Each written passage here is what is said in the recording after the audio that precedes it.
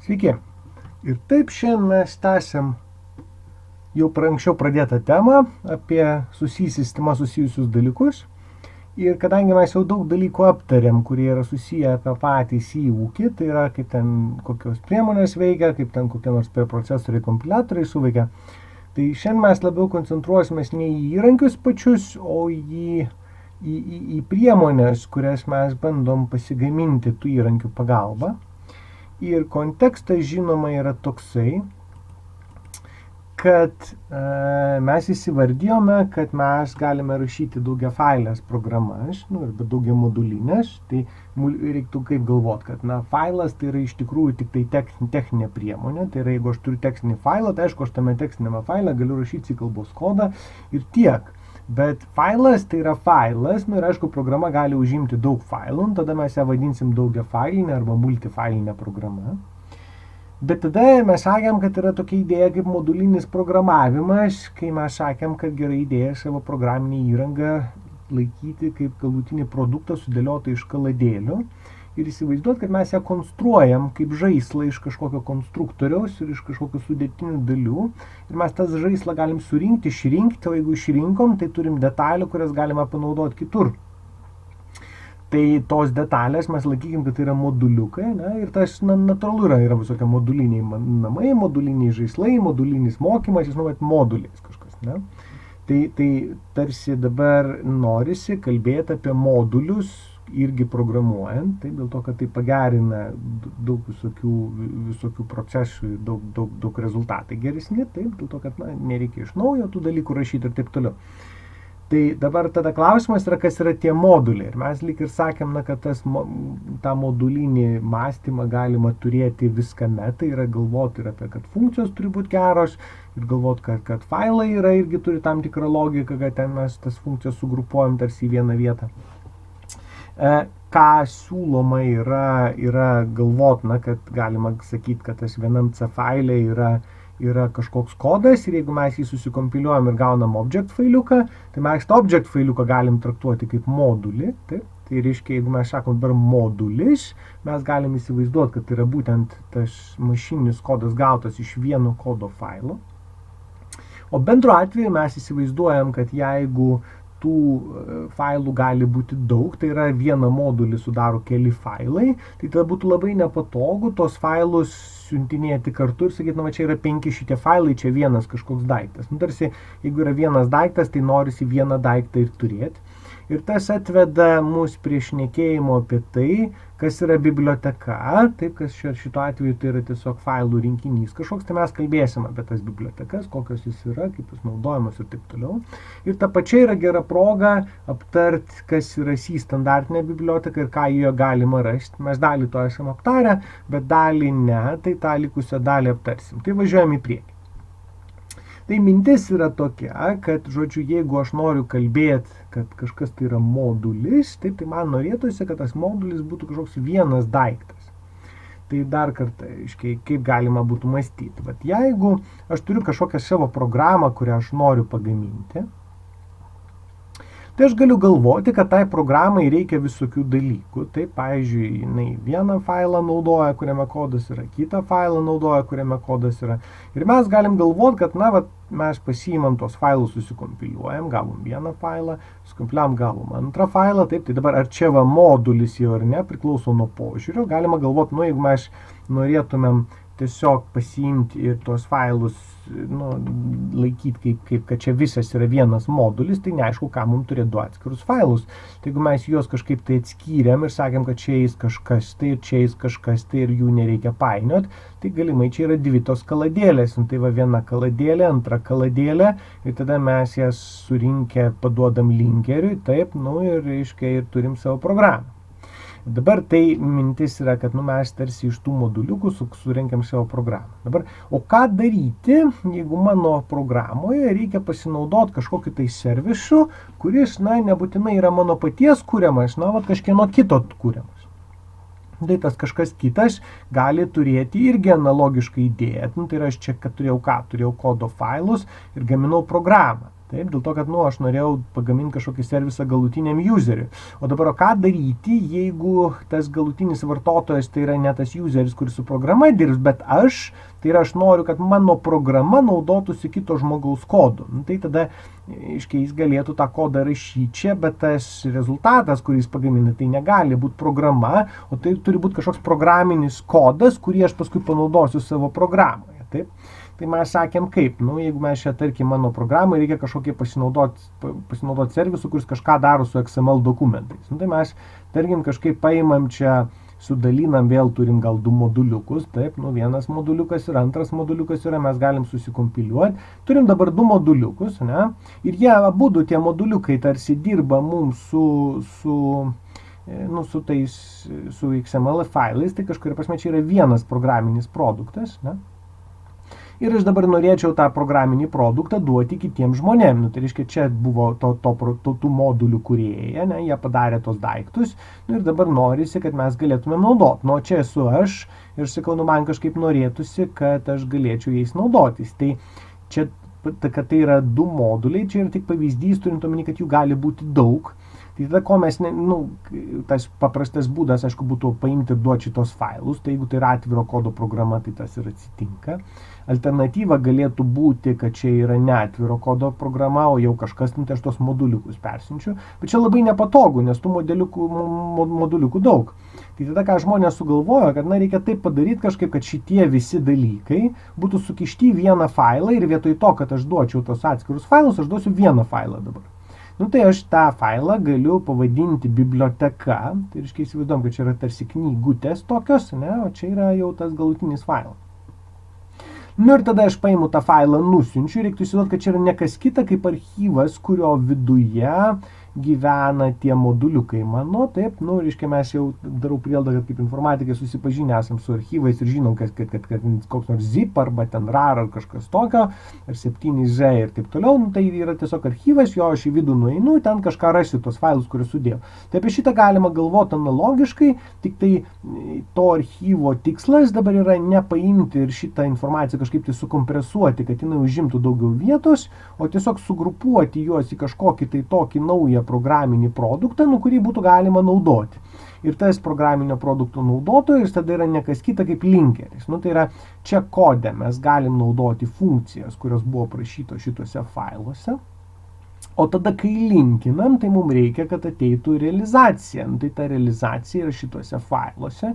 Jie buvo sukišti į biblioteką ir mes tą biblioteką paduodam, gaunam galutinę programą. Reiškia, tai ko mums reikia? Mums reikia aprašų tada, tai reiškia, headeriai turi atkeliauti, ir turi atkeliauti object failai, arba biblioteka, jeigu įsivaizduojam, kad perdodam daugiau negu vieną object failą. Tai dabar galima traktuoti, kad čia moduliukas, čia moduliukas, čia moduliukas, čia moduliukas. Galima galvoti, kad tas biblioteka yra tarsi moduliukas. Tai mes tarsi nesakom, kad biblioteka yra modulis, mes įsivaizduojam, kad modulis tai yra ta kaladėlė, o biblioteka tai gali būti tų kaladėlių rinkinys, kuri irgi tarsi savaime kaladėlė, taip, tai yra, kitaip tariant, tai yra kiekybinis klausimas, o ne kokybinis. Tai vat bibliotekos būtų tie rinkiniai, taip, tie object failų rinkiniai, kuriuos mes norėtumėm naudoti, kurdami savo programą. Taip, dėl to, kad mes rašom ne patys kodo, pasinaudojam jau sukompiliuoti ir jau veikianti kodą.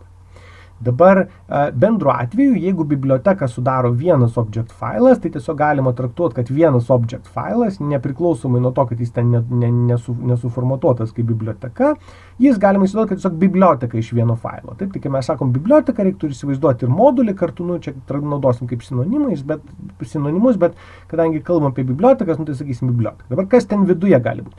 Tai gali būti viskas. Yra aprašai kokie nors, taip, ir ten straktai kokie nors, ir type defai, ir funkcijos įvairios, ir tame tarpe globalūs kintamieji, kurie čia gyvena. Žodžiu, viskas, ko reikia, kad va šitas kodas veiktų. Taip?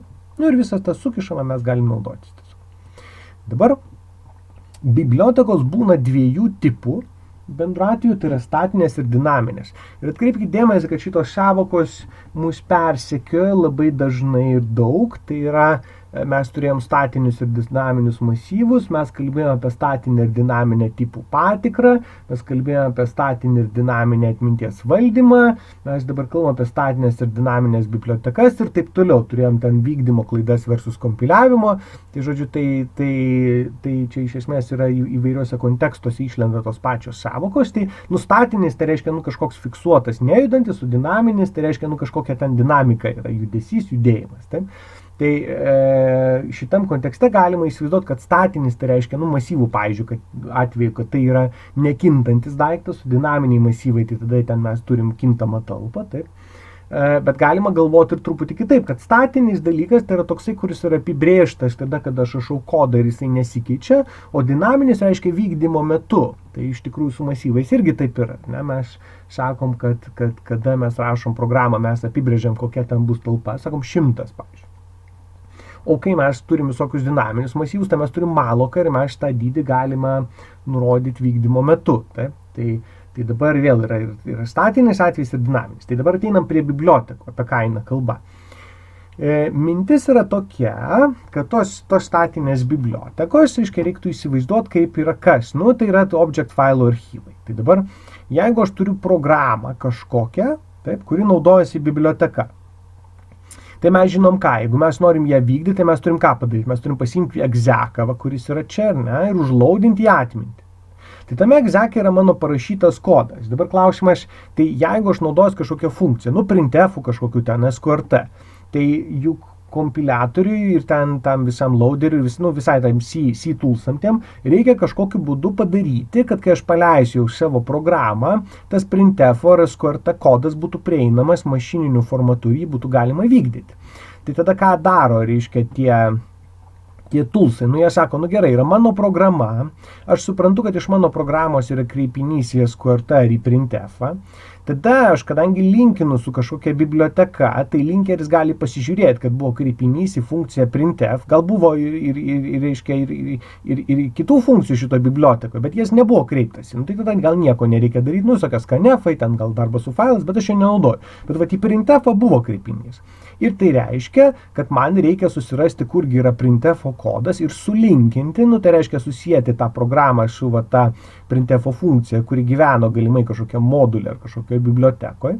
Ir tada ką mes galim padaryti? Mes galim padaryti, kad yra tas programos kodas ir mes tada paimam printf kodą mašinį ir prilipdom šalia prie programos. As if tas mano kodas printf būtų mano paties parašytas čia. Aš jo tekstų nerašiau, bet mašininis kodas buvo paimtas ir įdėtas kartu, tarsi jis būtų buvęs aprašytas. Ir tada mes turim visą tą programą, kurios mintis yra, kad yra pačios programos kodas ir linkerio prilipdyti dalykai, kuriais ta programa naudojasi. Ir tada mano visas exekas yra šita didelė dėžė. Taip, tai reiškia ne tik mano mainas ir mano parašytas kodas, bet ir tie visi resursai, kuriais aš naudojuosi. Ir tada, kas atsitinka, mano egzekas padidėja, taip, ir tas egzekas yra fiziškai išsaugojamas diske, ir tada, kai jau aš leidžiu tą savo egzeką, man nieko nebereikia rūpintis, jokių priklausomybių nėra, loaderis tiesiog visą šitą didelę dėžę įgrūda į atmintį ir ją gali įvykdyti ir nėra jokių problemų, nes viskas čia yra. Dabar mintis, tai kitaip tariant, kai mes kompiliuojam ir linkinam, visos tos sąsajos atsiranda, tai prieš paleidžiant. Štai šitas vadinasi statinis linkinimas. Ir ką reiktų tada pastebėti, kad jeigu yra daug programų, ir tos skirtingos programos veikia vienu metu, ir jos visos naudojasi funkciją printf, tai programa X turės savo viduje printf implementaciją, programa Y turės printf implementaciją, ir tų programų gali būti labai daug, ir viduje ten visur printf'as įdėtas. Tai?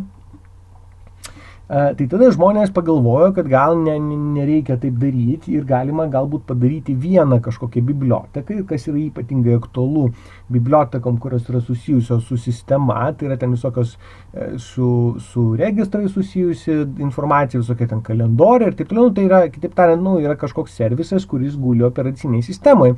Ir gali būti taip, kad tada mano programos kaip ir norėtų prie tų visokių servisų prieiti. Ir tai reiškia, kad ta programa ne savo atskirą bendrą dalį turi, bet turėtų kreiptis prie kažkokios bendros dalies. Taip? Tai buvo sugalvota, įsivertinkim tada, jeigu čia programa X naudoja vienus dalykus, o programa Y naudoja kitus dalykus, tai aišku, mes kitaip padaryti ir negalim. Bet jeigu yra kažkokia bendra dalis tarp šitų, tai pabandykim ir pagalvokim apie kažkokią bendrą biblioteką ir tada galim padaryti taip, kad ta programa viena ir kita, jinai naudos tą pačią dalį. Dabar, kad šitą idėją įgyvendinti, man reikia kelių dalykų. Pirmas, mano tų bibliotekų buvimas neturi priklausyti nuo programos. Dėl to, kad kai buvo, jeigu programa X pradėjo veikti, taip, tai reikia pamatyti, kad ta programa X turėjo naudotis biblioteka, ją užkrauti į atmintį, taip, tada jinai veikia, tada gali būti, kad programa Y pradėjo daryti darbą ir reikia tada pastebėti, kad jinai naudojasi tą pačią biblioteką, jinai jau užkrauta, tai nieko daryti nereikia, reikia susijęti. Ir aš atkreipiu dėmesį, kad jeigu čia programa talpinama vienu adresu, tai aš suprantu, kad printf'as yra šalia jos, programa Y talpinama kitu adresu, printf'as yra šalia jos. Tai yra va šitas visas failiukas, jame yra sutvarkyti dalykai. Bet dabar programa X, jeigu aš patalpinsiu tą biblioteką šalia programos X, ir ten skaičiuosiu, pavyzdžiui, kad ten iš čia šokti į printf'ą reikia va tokių atstumų. Tai programa Y jau šalia savęs tos bibliotekos neturės ir jai reikia atpažinti, kad iš tikrųjų ta biblioteka bus visai kitoj vietoj. Tai aiškiai, kitaip tariant, čia nėra problemos, o kurgi bus ta biblioteka, atsakymas ir jinai bus šalia mano to maino ir aš galiu ten vietoj savo tam execo failę susitvarkyti, kur reikia perduoti valdymą. Čia per tiek šokti, čia per kažkiek tai šokti ir kompiliatorius ir linkeris tą sutvarko. Dabar šičia aš nežinau, kur tiksliai atminty bus patalpintas bibliotekos kodas, tai reiškia, reikia papildomai taip parašyti kodą, kad tie valdymo perdavimai nepriklausytų nuo to, kur šitas daiktas gyvena. Tai reiškia, dabar šitie bus nebe šalia, bet gali būti bet kur. Taip? Šitas ir šalia X, ir šalia Y gali būti, ir iš vis kažkur kitur atminties srity. Ir šitos programos turi taip veikti, kad jos perduotų valdymą į tą vietą, ten įsivykdytų tas kodas ir aš grįšiu atgal. Taip? O kitas dalykas, ką reikia pastebėti, tai reiškia, kad tas laudimas turi būti nesusijęs su šitais dalykais. Tai reiškia, jeigu aš paleidau programą, tai tada kartu šitas užsilaudino. Baigė programą veikti, tai šitą irgi galima pabaigti. Bet dabar programa X pradėjo darbą, tai šitas turėjo užsilaudinti. Y pradėjo, šitas turėjo likti. X baigė darbą, tai šitas negali dingti kartu su X. Nes Y dar jį naudos toliau. Tai reiškia, reikia kažkokio tokio toolso, kuris galėtų pamatyti, kada ta biblioteka yra naudojama ir kada ne. Ir tą daro, aišku, operacinė sistema, kuri palaiko arba nepalaiko tokias dinamiškai užkraunamas bibliotekas. Ir kadangi visas tas dalykas sprendžiamas vykdymo metu, tai yra ne kompiliuojant į exeką yra įkišama, bet tiesiog yra paleidžiama programa ir tada jau viduje yra sprendžiama, o tai kokių ten man bibliotekų reikia ir ar jas reikia užkrauti ar ne, ir tas vyksta vykdymo metu. Tai atitinkamai tos bibliotekos vadinasi dinaminės bibliotekos ir sąsaja čia jinai yra kompiliavimo metu, tai reiškia šuolis paskaičiuojamas priklausomai nuo to, kur į programą įkišamas printf'as tas, O šituo atveju, kadangi aš nežinau, kur ta biblioteka bus, tai sąsaja, kur reikia šokti, jinai turi būti sudaroma vykdymo metu, nes neaišku, kur šitas daiktas bus ir tie šuoliai gali būti skirtingi priklausomai nuo to, kaip to momento atrodė atmintis. Taip, tai reiškia, čia aš turiu santykinį šuolį visą laiką, nes atžvilgiu maino žinau, kur gyvens printf'as. O čia absoliutų, tai yra visos tos programinės dalys turės šokti į vieną ir tą pačią vietą. Taip? Tai kitaip tariant, šitas kodas nepriklausyti nuo pozicijos, kuris yra patalpinamas, jis turi būti savarankiškas. Dabar kaip yra standartinėse operacinėse sistemose su šitų bibliotekų palaikymu? Tai šnekam apie Linuxus ir Windowsus, tarkim. Tai Mac'as padiskriminuokim kol kas, taip, tai gali pasižiūrėti, kaip ten viskas yra. Tai statinės bibliotekos kartais yra naudojamas terminas, kaip sakoma, archyvai. Ir Windowsai turi plėtinį .lib savo bibliotekom statiniam, o Linuxai turi plėtinį .a. Ir ką galima pastebėti beje, kad jeigu žiūrėsit, kokia yra C kalbos standartinė biblioteka, tai ten, net jeigu į Windows'us susidieksit, tai biblioteka turi plėtinį .a, nepaisant to, kad Windows'ai ir mintis yra ta, kad bendru atveju tas C kalba yra tarsi Linuxinės aplinkos elementas, bet tada ten kartu yra parūpinamas paketėlis MinGV, kurio paskirtis yra įgalinti vykdyti Linuxui skirtus dalykus Windows aplinkoje, ir tie dalykai veikia. Tai ten, kam įdomu, gali dokumentacijas tų įrankių pasiskaityti. O dabar su dinaminėm bibliotekom kartais jas vadina bendrieji objektai, čia tas SO reiškia shared object, aišku, čia yra archive, čia yra library, taip. o DLL yra Dynamically Linked Library. Tai dabar Windows'ai DLL'us turi, o Linux'ai turi SO plėtinį. Taip, tai reiškia, tie dalykai, kaip yra sukūrėmi, aišku, yra susijęti su operacinė sistema, taip, dėl to, kad operacinė sistema yra tų failų naudotojas, jeigu mes kalbame apie tas dinaminės bibliotekas, aišku. Ir tada ten visokie dalykai atsitinka. Taip, tai žodžiu, statiniai yra statiniai, dinaminiai yra dinaminiai. Taip, dabar mintis yra kokia, kad, jeigu mes norim kažkokiu būdu iš object failų gaminti biblioteką, tai mums reikia dažnai priimti sprendimą, kokiągi mes biblioteką naudosim, ar statinę, ar dinaminę. Tai statinės bibliotekos atveju, kaip mes sprendžiam, tai aišku, mes vertinam privalumus ir trūkumus. Taip? Tai statinės bibliotekos atveju reikia žinot ką, tą ką aš jau pasakiau. Tai yra tai, kad aš tą galutinį kodo failą ir visas sąsajas darysiu, kol aš bildinu viską, ir tą darbą atliks linkeris, taip, dar prieš paleidžiant. Ir tada mintis ta yra, kad aš tiesiog pasiimsiu ir visą kodą, kurį noriu naudoti, įsikišiu savo į galutinę programą, rezultate mano egzekas taps didesnis. Taip? Ir jeigu bus daug programų, kurios naudos tą patį kodą, tai mano programų dydis aišku išaugs ir aš daug kartų atminty talpinsiu tą patį dalyką. Taip? Ir manęs negelbėja tai, kad jeigu aš naudoju tik printf'ą ir tai yra viena mažytė funkcija iš didelės bibliotekos, tai aš tik printf'ą įsitrauksiu. Taip, vis tiek tas dubliavimas lieka, jis mažesnis, bet didesnis. Tai dabar, tai čia yra bėdos ir tuo pačiu metu ir pliusai. Tai yra, aš kadangi suprantu, kad aš viską įgrūdau į egzeką, tai man dabar jokių kitokių failų nereikia. Aš galiu turėti tik tai exe ir tas mano vykdomasis failas, ko puikiausiai veikia. Taip?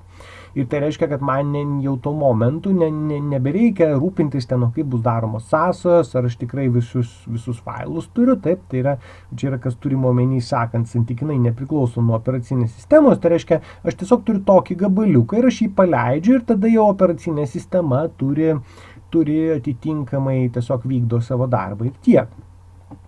Dabar problemėlė su šito yra, kad mano šitas failo dydis yra didesnis, taip, ir jeigu aš noriu kažką pakeisti, tai kadangi jau viskas buvo įgraviruota tam galutiniam egzeke, tai jeigu aš noriu kažkokią funkciją pakeisti šitoj vietoj, tai man dėja tenka visą egzeką perbildinti iš naujo, taip. Dabar dinaminės bibliotekos atveju yra visiškai priešingai. Tai yra, kadangi dabar, jeigu aš sakau, kad aš noriu pasigaminti dinaminę biblioteką, tai aš sudarau sąlygas keliom skirtingom programom ją naudoti vienu metu, jeigu nėra užkrauta atminty. Jeigu nėra užkrauta atminty, tai ją reikia užkrauti.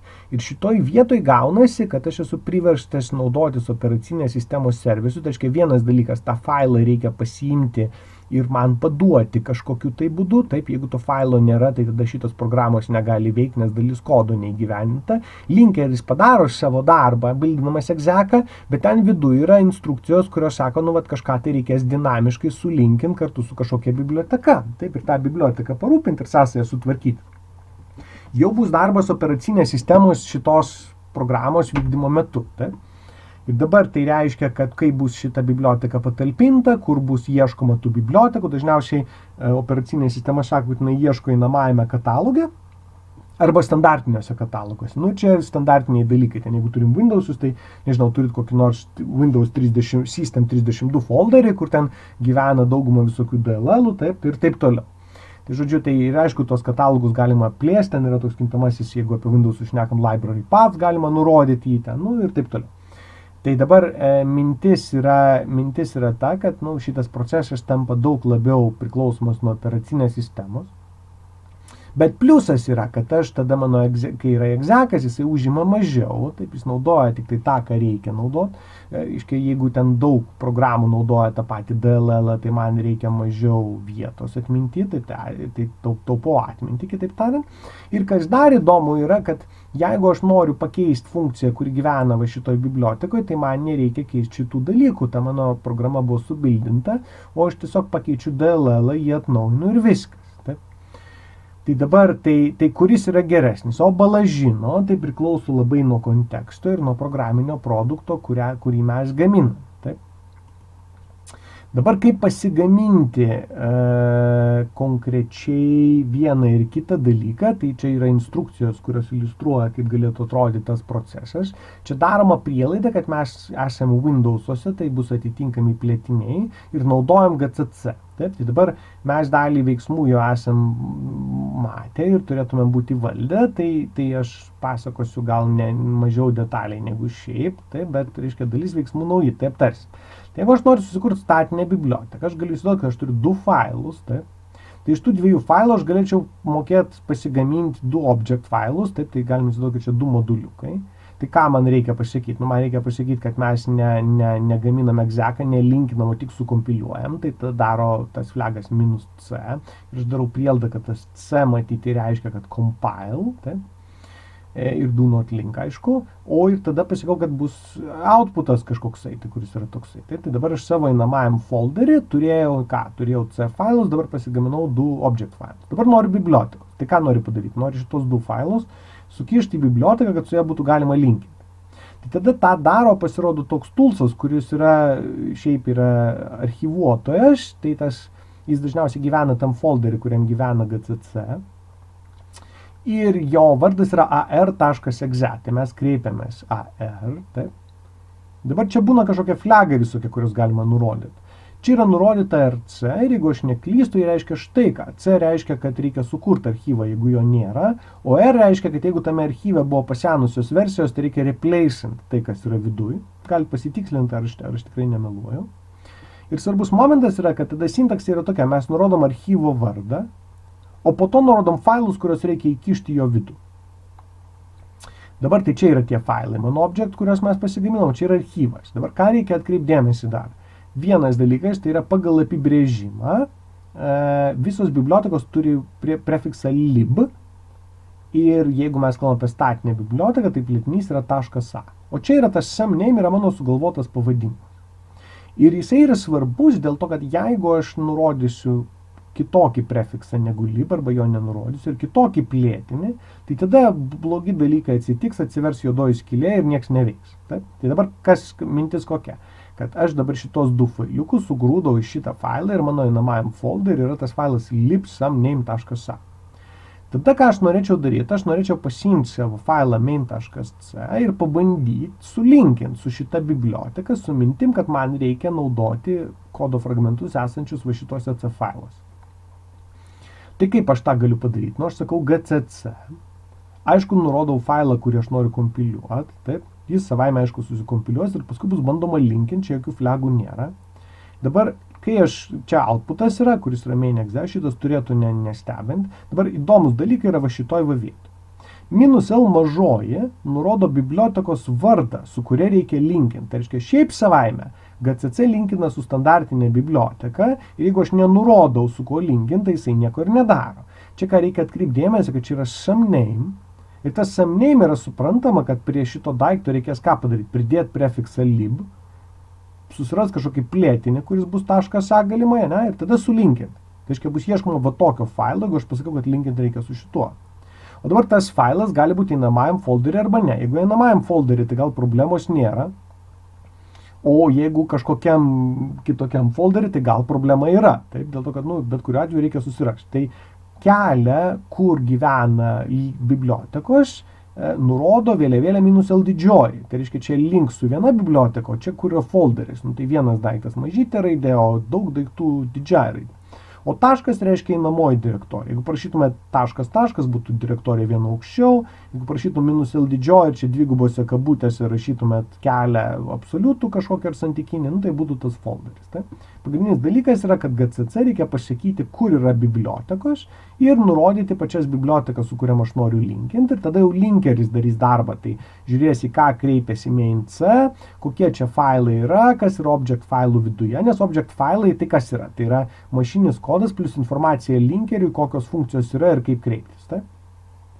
Ir linkeris viską padaro ir visą šitą sukiša į failą main.exe, kad visos funkcijos, kuriomis aš naudojusi iš čia, jos būtų čia prieinamos. Ir tada, aišku, aš galiu paleisti, sakydamas main, arba main.exe, ir ten viskas suveikia. Dabar dinaminė biblioteka, kas įdomiausia, iš esmės kuriama yra visiškai identiškai, išskyrus keletą niuansų. Tai reiškia, šita dalis turėtų nebestebint, čia mes darom lygiai tą patį. Šita dalis turėtų nebestebint, mes darom lygiai tą patį.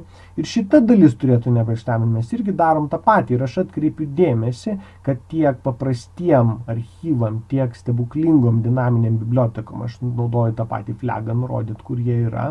Ir nurodau tą patį dalyką. Taip, tai išplėtinė yra sprendžiama, kokia tai biblioteka statinė ar dinaminė. Tai yra ar linkinu su statiniam bibliotekom ir su dinaminiam, ar pusė tokių ir taip toliau. O visa magija, aišku, yra, jeigu aš noriu turėti ne statinę biblioteką, o dinaminę, tai man pačią biblioteką reikia kitaip gaminti. Tai biblioteka gamina trečias sakinys ir čia reikia atkreipdėmėsi, kas skiriasi. Tai mes sakom dabar, čia tą darė archyvuotojas, o dinaminės bibliotekas gamina GCC. Tai? Ir dabar ką daro GCC? Jam reikia, kad mes nurodytume moduliukus, kuriuos mes norime įkišti, mums reikia nurodyti outputą.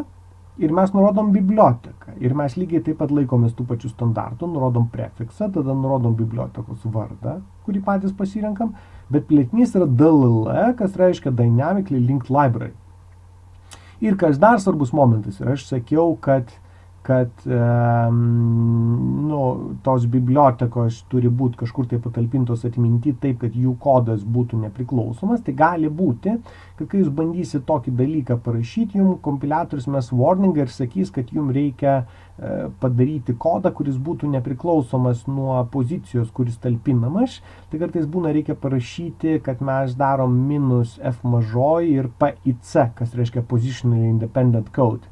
Jeigu norit, galite apie tai perskaityti, čia svarbus dalykas.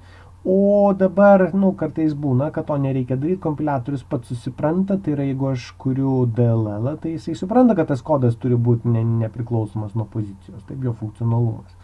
Ir mintis tai yra, kad dabar, kad pasakyti, nežiūrėkit, jeigu aš pasiimsiu ir nieko neparašysiu, tai šitą instrukciją iš esmės tiesiog gaminsi egzeką, taip, nes būtų kas, mes sakytumėm bet jeigu čia būtų kodas, ne, GCC nebūtų -c ir sakytumėm file.c -o file.o, tai mes tiesiog gamintumėm egzeką, tiesiog jį pervadintumėm file.so, nors jo turinys būtų jau ne object filas, bet egzekas, taip, nes šitas daiktas nurodo tik tai failo turinį, o va šitie flagai rodo, kas darosi.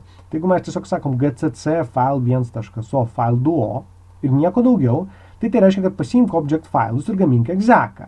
Tai dabar ką mes gausim? Mes gausim egzeką va tokiu pavadinimu, tai mes nesukursim bibliotekos.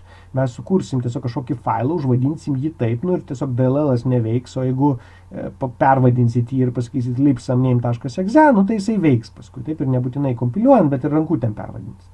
Tai reikia būdo GCC pasakyti per kažkokią vėliavėlę, kad reikia DLL gaminti, o ne egzeką. Tai tas būdas yra toks, kuris sako -shared, su mintim, kad tai yra shared object. Tai reiškia, man reikia pagaminti tą negalutinį failą, o kažkokį tokį dalykėlį, kurį gali kiti naudoti. Ir visa kita važiuoja toliau į priekį. Taip, tai iš esmės mes darom tą patį, reiškia, gaminam vieną modulį, antrą modulį, gaminam biblioteką, gaminam egzeką ir tą egzeką paleidžiam. Taip, tai ta kažkokia sintaksė, kaip konkrečiai mes naudojam, gali skirtis, jeigu mes naudojam ne GCC, gali skirtis, jeigu mes naudojam ne Windowsus, taip, bet esmė yra absoliučiai tokia pati. Taip, tai reiškia, visą laiką, jeigu mes turim toolsą, tai gera idėja paskaityti jo specifikaciją ir tada žinot, kaip ten kažkas darosi. Tai reiškia, jeigu iš principo mes suprantam, ką mes norim padaryti, tai tada jau mes galime į priemonę susirasti, tai reiškia, pažiūrėti, ar jos yra, ar nėra, kaip jas veikia. Dabar šitas mus atveda prie šnekos apie C standartinę biblioteką, nes mes kažkokiu magišku būdu juk dirbom su visokiais printefais, visokiamis QRT, STRLenais ir taip toliau. Tai apie ką mes čia kalbėjom, tai kalbėjom apie bibliotekas, kurias mes galim kurti patys ir mes lyg ir sakėm, kad inkludus tada rašom automatiškai tam tikrų būdų, tai reiškia, kad tai yra ten dvigubos kabutės, ne? Bet mes sakėm ir, kad yra C standartinė biblioteka ir dabar čia verta pasakyti keletą žodžių, matyti apie tą biblioteką, tai mintis yra ta, kad kūrėjai norėjo, kad C kalba būtų maža, o maža, kompaktiška, ta prasme, kad norėjo, kad reikėtų mažai dalykų mokytis ir tie žmonės, kurie jau programavo, jie būtų suinteresuoti lengvai pereiti prie C, tada, kada jinai atsirado. Ir tada, ką žmonės sugalvojo, kad pati kalba bus nedidelė, tai reiškia, ten bus keywordai kažkokie, operatoriai kažkokie tai, o visa kita, visas funkcionalumas bus gaminama per funkcijas ir funkcijos nėra kalbos dalis, o aprašomos bibliotekos. Tai kitaip tariant, kai mes rašinėjom tos printefus, iš esmės tas printefas nėra C kalbos dalis. Tai yra tiesiog standartinės bibliotekos funkcija, kurią parūpino ten kūrėjai, kartu su kompiliatoriu ten tie kūrėjai. Taip, ir ten šalia to C mechanizmo, šalia tų kompiliatorių. Tai reiškia, kitaip tariant, tarsi yra pats mechanizmas rašyti C programas, ir va dar tau papildomų priemonių, kuriomis tu gali naudotis. Taip, bet printefas nėra nei keywordas, nei C kalba pati savaime. Taip, tai yra tiesiog C kalboje naudojama standartinės bibliotekos funkcija. Tai reiškia, jeigu aš noriu parašyti netgi Hello World, iš esmės aš turiu naudotis papildomomis priemonėmis, nes C kalboje pačioje priemonių, kurios leistų man kažką spausdinti, nėra. Tai yra nėra operatorių, nėra dar kažko. Taip. Dabar, tai kokia yra dabar ta C standartinė biblioteka? Pradžioj ten 72 ar kažkuriais tais metais, kai ten C kalba gimė, tai jinai ten buvo visokia, daug keitėsi, ir 89 metais atsirado tas standartas pirmas, jeigu aš neklystu, kuris yra kartu irgi to nacionalinio standartų instituto patvirtintas. Taip, ir ten buvo 15 antraštės failų.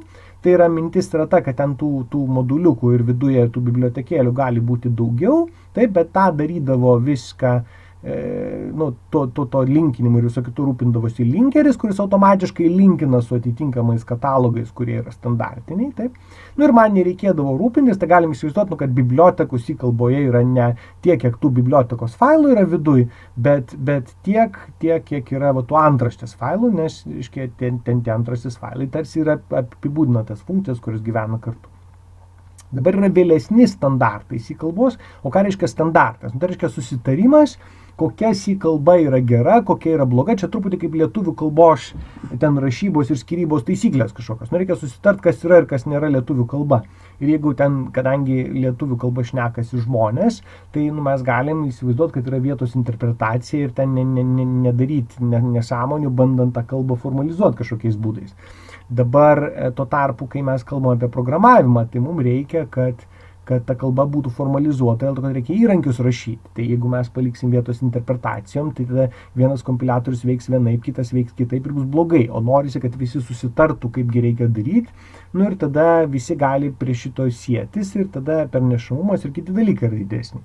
Tai mintis ta, kad tie standartai yra tarsi specifikacijos, reiškia, gaunas kažkuriais tais metais visi susitarė, bet paskui matosi, kad technologijos vystosi, kažkokie poreikiai atsiranda ir reikia naujo susitarimo.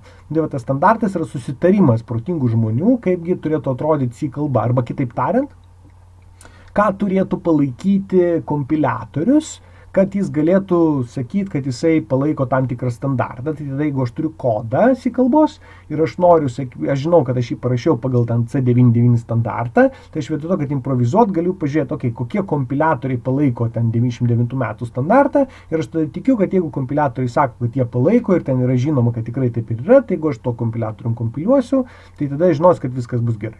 Taip, tai kartu natūraliai su evoliucionuojant ten tos kalbos standartam. Čia, pavyzdžiui, aš darau prielaidą, kad jau žinot, kad jeigu aš turiu ten paprastus masyvus, tai čia, o kintamo dydžio masyvai atsirado tik C99. Jeigu aš turiu, nežinau, ten galėjau apsirašinėti ciklų skaitliukus ciklo viduje, tai aš šitam standartė negalėjau to daryti, bet C99 jau galima tą daryti. Taip, tai kitaip, ta kalba vystosi ir kartu besivystant su ta kalba vystosi ir standartinė biblioteka. Tai mes nekalbėsim apie tai, kaip atrodo vėlesni standartai. Reiškia, C11 metų standartas turi 209 antraštės failus ir man atrodo, kad dar vėlesnis standartas dabar yra, tai nėra per daug svarbu, kam įdomu gali pasidomėti. Ir pradžioje buvo 15 antraštės failų, paskui vystėsi ir tų antraštės failų prisidėjo, tai aš tik tai kelis galiu paminėti, kurie yra gal įdomus ir pakankamai paprasti, kad nereiktų daug laiko tam skirtai. Pavyzdžiui, 99 metų standarte prisidėjo standartas, kuris palaiko bool tipo kintamosius. Define ten kažkokie atsirado ir tipai. Taip, tai mintis ta, kad ten dalis žmonių sako, C kalboje yra boolai.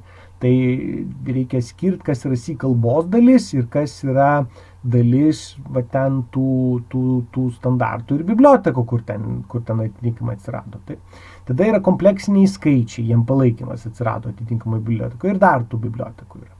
Dabar 11 metais atsirado C kalboje palaikymas Unikodo simboliam, taip, kurio ten nebuvo anksčiau.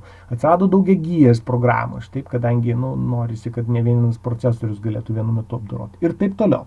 Tai reiškia, tų kažkokių bibliotekų gali būti daug ir natūralu yra, kad, jeigu mes sakom, kad, mes turim kažkokį įrankį, tai gera idėja yra paskaityti, ką tas įrankis gali ir tada, nelaikyti, pavyzdžiui, kad čia būtų kaip, jeigu mes nežinom, kaip atrodo standartinė biblioteka, tai čia kaip nusipirkti kompiuterį ir jį naudoti tik tam, kad skaičiuotuvu pasinaudoti ir nepagalvoti, kad ten ir data kokia nors yra ir protingus darbus galima daryti, ir muzikos klausyti, ir dirbti, ir nežinau, ir filmų žiūrėti, ir nežinau, ir programuoti, ir taip toliau. Ne? Tai mintis ta, kad gera idėja turint įrankį įsisavinti jo galimybės. Taip, tai už tai mes kalbam apie C biblioteką ir aš nebandysiu kalbėdamas apie C biblioteką papasakot kiekvienos funkcijos dokumentacijos, dėl to, kad tam yra skirta dokumentacija ir internetai, ir ten, jeigu jums domina kažkokia funkcija, tai reikia eiti ir skaityti, taip. Tai nematau jokios prasmės. Ten, be to jūs ir pavyzdžius gausit tenai ir taip toliau.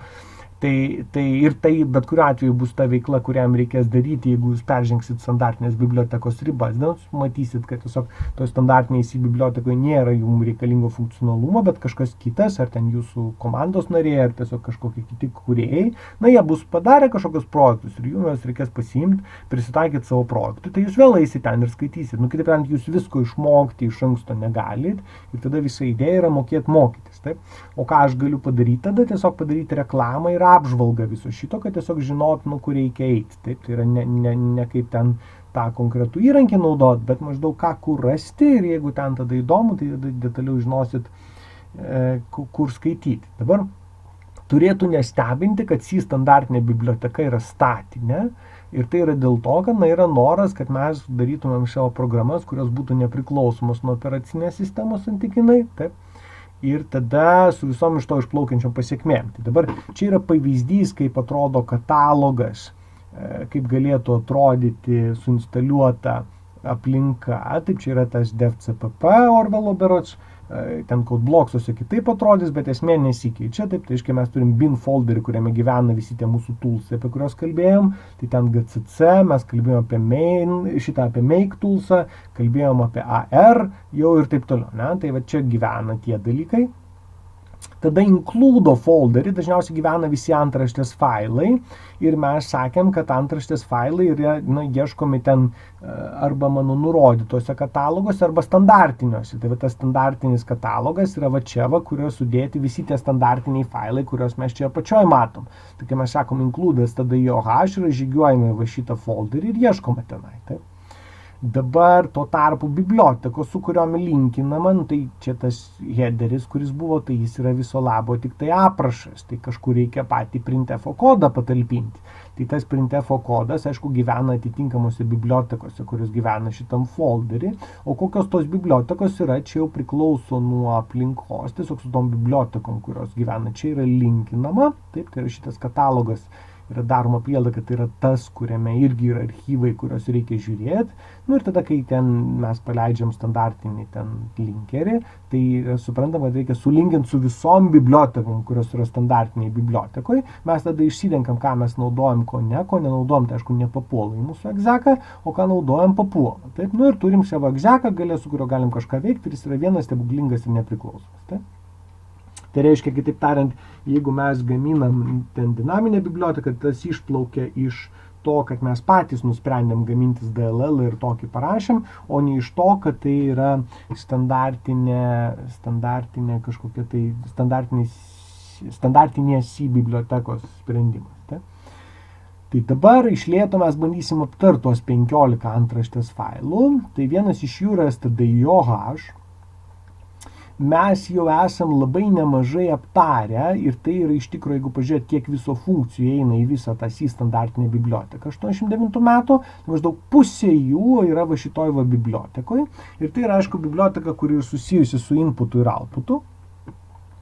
Ir mintis yra ta, kad čia yra keli dalykai, kurių galima tikėtis. Šitos bibliotekos tai vienas.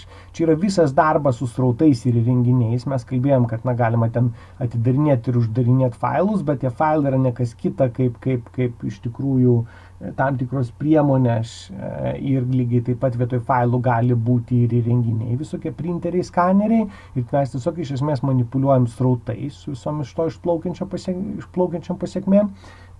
Ten mes truputį kalbėjom ir apie tai, kad tie failai gali būti binariniai, tai reiškia, aš galiu operuoti tiek su atmintimi vidinė, tai reiškia ramais, tiek su išorinė, tai reiškia, pavyzdžiui, tai, kas gyvena kietam diske. Ir tada, jeigu aš įsivaizduoju, kad mano kietuosiuose diskuose gyvena tiesiog atminties blokai išsaugoti, tai aš įvairiais būdais galiu vaikščioti po tą atmintį ir ten tiek klausti, kur aš esu, tą daro funkcija ftl, tiek nueiti į kažkokią vietą, į pradžią, pabaigą ir taip toliau.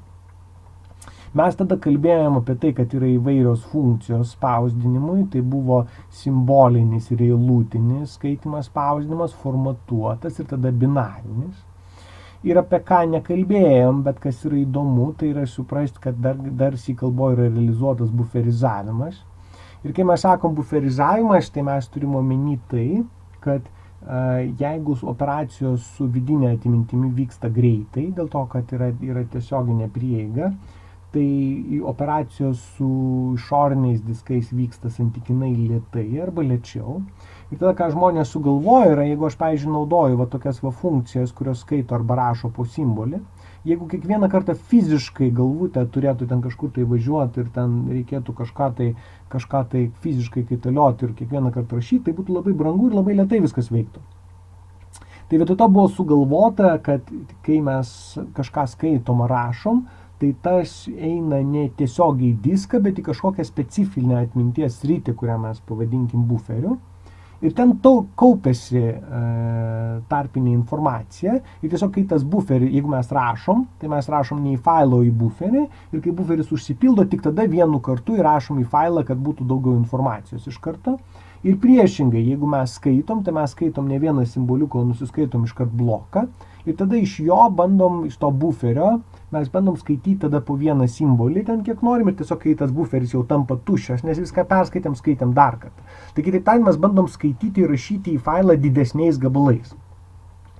Tai vat yra toj bibliotekos tada JOH visas pluoštas funkcijų, kurios leidžia valdyti buferizavimą, nes su kiekvienu srautu yra automatiškai susiejamas buferis ir ten galima įvardinti, ką mes darysim. Ar mes turėsim fiksuotą buferio dydį, ar bandysime reaguoti į eilutes, tai reiškia, jeigu mes pabaigėme eilutę, automatiškai įrašom į failą, kas aktualu testiniam failam, bet visiškai neaktualu binariniam. Mes galim nustatyti buferizavimo strategijas įvairias, taip, tai reiškia, ar ten bus buferizavimas ar nebus. Galim pasakyti, kad išvalykim buferį pilnai. Tai reiškia, jeigu tai buvo outputo buferis, tai tai, kas ten buvo jo viduje, pasakyti, kad dabar jau rašykim į failą ir taip toliau. Tai reiškia, yra krūva visokių funkcijų, kurias verta būti mačius ir su jom susipažinus šiek tiek. Ir tas truputėlį mum atveria mąstymą apie efektyvumą. Tai reiškia, reiktų suprasti, kad operacijos procesoriai yra labai greitos, su atmintimi irgi yra santykinai greitos. O su išoriniais įrenginiais yra brangios. Ir tai reiškia, jeigu aš noriu rašyti efektyvų kodą, tai man reikia optimizuoti ir nedaryti brangių operacijų per daug. Tai va tas buferizavimas iš esmės rodo tokį, patį tą principą. Lygiai taip pat veikia ir ten, nežinau, tos kešavimas, kuris pas jūs yra ten kompė įvairiais būdais. Taip, tai reiškia, mes jeigu atsisiuntėm kažkokį failą, mes norim tų pačių dalykų nesisiųsti vėl ir taip toliau. Ne? Tai žodžiu, su visom iš to išplaukiančiom pasiekmėm. Tai apie tą verta pagalvoti, nes tai yra svarbus dalykas susijęs su efektyvumu, o jis tarsi deklaruoja, kad jinai labai labai nori būti efektyvi. Tai atitinkamai natūralu yra, kad jinai turi ir priemonės, kurios leidžia tą efektyvumą didinti. Judami prieki. Dabar mes esam aptarę ir apie bibliotekas tada libh. Ir jinai yra įdomi tuo, kad ten nėra vienijančios temos kažkokios. Jeigu čia vienijanti tema yra srautai, tai čia yra tiesiog krūva įvairių funkcijų. Tai dalis tų, su kurios mums buvo labai svarbios, tai buvo tie dinaminės atminties valdymas. Tai reiškia, mes sakydavom, kaip kreiptis ir prašyti bloko esančio rame, ten kaip juos atlaisvinti ir taip toliau. Mes lygiai taip pat aptarinėjom atsitiktinių skaičių generavimą. Taip. o paskui verta žinot, kad ten tų funkcijų yra ir daugiau. Tai labai dažnai mes skaitom duomenis kaip tekstą ir tada reikia ten kažką konvertuoti, tai vietoj to, kad tą daryti sudėtingai, kartais galima padaryti žymiai paprasčiau ir yra visas pluoštas funkcijų, kurios atlieka konversiją. Tai yra A to E, A yra kaip teksto analogas, E yra kaip integer, o to yra konversija. Tai text to long, text to float ir taip toliau. Tai galima pažiūrėti, kaip tos funkcijos atrodo. Tada yra visas pluoštas sisteminių funkcijų, kurios reguliuoja, ką daro mano programa ir, reiškia, kaip jinai veikia. Tai, pavyzdžiui, exit tiesiog baigia programą. Mes žinom, kad returnas iš maino irgi baigia programą, bet jeigu aš esu funkcijos viduj, tai returnas šito nepadaro, o exitas užbaigia visą procesą. Tada pasirodo, kad, pavyzdžiui, aš galiu, jeigu žinau, kad programa mano gali įvairiais būdais baigti veikti, tai gali būti klausimas tada, kad kas bus su resursais. Jeigu aš turėjau maloką kažkokį, taip, ir aš neiškviečiau free, tai gal atmintis liko neatlaisvinta. Ir beje, dėl buferizavimo, kurį aptarėm, turėtų būti aišku, kodėl reikia failą uždaryti. Dėl to, kad jeigu aš iš tikrųjų, kai sakau, kad rašom kažką į failą, nerašau fiziškai failą, o rašau į buferį ir mano programa baigėsi, tai pilnai gali būti, kad mano rezultatų failas tuščias ir aš galiu nesuprasti, kodėl jisai tuščias. Tai ką daro tas flashes, tai jisai akcentuoja, kad reikia būtinai prieš baigiant viską užrašyti į tą failą ir fcloses padaro lygiai tą patį. Savo viduje turi kreipinį į flush. Tai aiškiai, kitaip tariant, jeigu aš neuždariau rezultatų failo, tai nereikia stebėtis, kad jame nieko nėra. Tai dabar aš rašiau ir mano programa netikėtai baigė darbą ir aš neturėjau to fclose. Tai liūdesėlis. Tai man ko norėtųsi? Man norės, kad kai programa užsidaro, aš galėčiau atlikti tuos paskutinius kažkokius veiksmus, kurie patvarko resursus. Tai pasirodo yra tokia funkcija atexit, kurią galima iškviesti ir paduoti savo parašytą funkciją, kuri tos resursus atlaisvina. Ir viskas veikia taip, kad tiesiog kai mano programa bus uždaroma, kad ir kryžiuką paspaudus ar kažką tokio padarius, tai ten tada tuo momentu išsikviesta mano parašyta funkcija ir visi resursai bus. Taip, nes gali būti klaustukas, reiškia įsivaizduokit, kad jūs rašot programą, kur yra kažkoks tai meniu ir ten jūs parašėt, kad jeigu žmogus parašys quit, tai jūs išeisit, bet jis juk nebūtinai gali parašyti quit, jis gali ir kryžiuką paspausti. Ir tada, jeigu jūs neuždarot failų, neatlaisvinat resursų, ten nesuveikia jūsų koks nors autosave'as, kurio reikia, tai tada blogai. Tai mintis ta, kad, reiškia, siūlymas yra tą funkciją pasinaudot, kad programa veiktų korektiškai. O paskui dar yra visokios kitokios funkcijos. Pavyzdžiui, system, kuri iš esmės leidžia jūsų ten C kalbos programai kreiptis į bet kokią funkciją, kurią jums gali pateikti operacinė sistema. Tai reiškia, jūs galite sakyti ir dir, ir ls, ir ten koks nors cls, ir taip toliau ir panašiai. Ir visas tas operacinės sistemos servisas jums yra prieinamas per va šitą vaizdą. Sakot, system, skliaustukos ir tarp dvigubų kabučių tiesiog rašote eilutę, kurią jūs rašytumėte terminale. Tai reiškia, tas įgalina labai daug kur sisteminį programavimą susijęta su operacinė sistema. Tai aišku, programa nustoja būti pernešama, bet rezultate mūsų programos tampa galingesnės ir jeigu yra kiekviena kažkokia programa, kurią mes turi ne tik tai grafinę sąsają, bet ir turi API, kuris yra konsolinis, tai mes tada galim daryti visokius dalykus, ten siūsti į kažkokį FTP, ką nors dėti, ten, nežinau, paleis kokį nors zipą fonę, kuris kažką padaro. Mums visi tie toolsai, kurias mes turim, tampa prieinami ir atveria, aišku, naujos galimybės. Tada svarbus momentas yra, kad yra standartiniai uždaviniai, kurios tenka spręsti, tai yra dvejetainė paieška ir rikiavimas. Tai dvejetainė paieška, kai kalbėsim apie algoritmus, tai kalbėsim truputį daugiau, kas tai yra, bet bendru atveju tai yra tiesiog aš noriu surikiuotame masyve rasti vieną reikšmę greitai, o aišku, uždavinys galėtų būti ir tai, kad aš turiu masyvą kažkokį ir man reikia jame esančius duomenis surikiuoti. Tai lyg ir žmonės, kurie ateina iš mokyklos, labai dažnai žino tokius dalykus kaip burbuliukų rikiavimo algoritmas, tai jis yra naudojamas tik tai mokymo tikslais arba specifiniam uždaviniam, tai jį jau galima būtų pamiršti, o tas greito rikiavimo algoritmas yra kaip ir standartas, kurį reiktų žinot, suprasti, mokėti ir naudoti dažniausiai. Tai idėja yra, kad vietoj to, kad išradinėti dviratį, galima tiesiog šitą funkciją pasinaudoti, bet šitos funkcijos yra įdomios ne tik tai tuo, kad jos daro tą darbą, bet jos ir truputėlį iliustruoja, ką galima padaryti su callback funkcijomis, apie kurias mes kalbėjom, arba kitaip tariant su rodiklėmis į funkcijas, kaip veikia ten tos netipizuotos rodiklės. Tai jeigu norit geriau suprasti rodiklės, kurios yra tipizuotos ir netipizuotos, ką su jom galima padaryti ir kaip veikia callbackai, tai siūlymas būtų pasižiūrėti dokumentaciją šitų dviejų funkcijų ir pavyzdžius, ir suprast, kaip jos veikia, ką jos daro. Ir aišku, yra pluoštas visokių kitokių funkcijų. Tenai, pavyzdžiui, std yra ir modulio funkcija, nors lyg ir tarsi atrodo, kad jinai limpa labiau prie mavhash, bet tas modulio skaičiavimas labiau susijęs ne su matematika ir skaičiavimais kažkokiais, tai su to, kad tiesiog tam tikri duomenys yra būna neneigiami, tai kaip konversijos operatoriai yra taip ir čia. Man norisi pasiimti absoliučią reikšmę, o ne kažką tai. Ir ten yra dar dalis operacijų, pavyzdžiui, yra skaičių dalyba, reiškia naudojantį specifinę funkciją, ir tada ten atskirai gaunam liekaną, dar kažką, žodžiu, yra ir kažkokie skaičiavimai, ir kitokių kažkokių funkcijų. Tai standartinės tarsi didžiąją dalį aptarėm, judami priekį. Tada įdomus daiktas buvo biblioteka std.arghash. Ir mintis yra ta, kad mes visą laiką naudojamės printf'u jau kurį laiką ir pastabesni žmonės galėjo atkreipti dėmesį, kad printf'ui galima paduoti bet kiek argumentų. Ir tada kyla klausimas, o kaipgi tą daryti, dėl to, kad šiaip standartinės jūsų parašytos funkcijos lyg tai iki šito momento tarsi turėjo fiksuotą argumentų skaičių ir ten nebuvo, kad aš galiu jų rašyti bet kiek. Tai yra ta standartinių argumentų biblioteka, taip, kuri įgalina tą padaryti. Jeigu aš ją įsinkludinu viršuje, aš galiu rašyti funkcijas, kurios turi bet kiek argumentų. Ir čia yra pavyzdėlis, kaip tas galėtų būti daroma. Tai dabar mintis yra kokia. Reiškia, mes sakom, kad štai čia yra kažkokia tai funkcija. Būtinai turi būti bent vienas argumentas, kuris nurodytas kažkoksai, tai jisai turi savo tipą ir vardą. Jų gali būti ir daugiau, ir tada, kas svarbu, yra paskutinis argumentas, yra daugtaškis. Ir daugtaškis reiškia šituo atveju bet kiek argumentų. Jeigu reikėtų galvoti, kaipgi šitas daiktas yra įgyvendintas, tai šitas kompiliatorius tai tokių nesąmonių nesupranta, bet vertėtų įsivertinti, kad matyt, tai yra ne kas kita kaip makrosai, kurie yra prašyti šitoj bibliotekoje.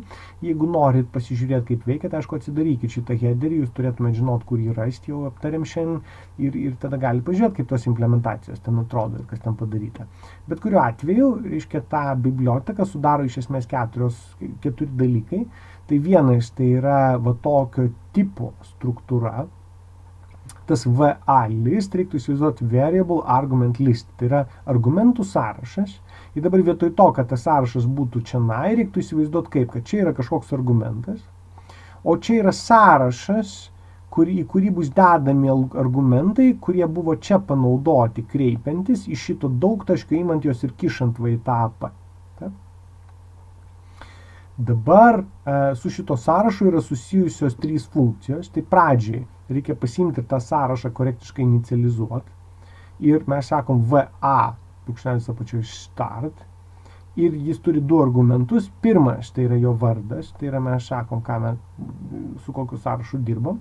O antras yra argumento vardas prieš dvitaškį, darant prielaidą, kad mes po to norėsim nagrinėti dalykus toliau. Tai reiškia, man už tai reikia, kad pirmas argumentas būtų būtinai kažkoks ir turėtų savo vardą, kad aš galėčiau korektiškai nukreipti sąrašą. Tai galim įsivaizduoti, kad tas nukreipimas yra tarsi strėlės nukreipimas šičia. Analogiškai, kadangi čia kažkokie resursai yra naudojami, tai man reikia gale būtinai iškviesti funkciją end, paduoti tai sąrašą ir galimai čia viskas yra išvaloma. O esminė funkcija, kuri yra naudojama, yra va.arg.